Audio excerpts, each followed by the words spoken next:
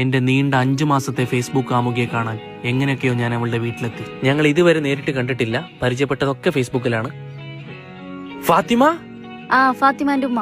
ഉമ്മയാ? ഫാത്തിമ വിളിക്കണ? ഒന്ന് വിളിക്കോ? ഫാത്തിമ.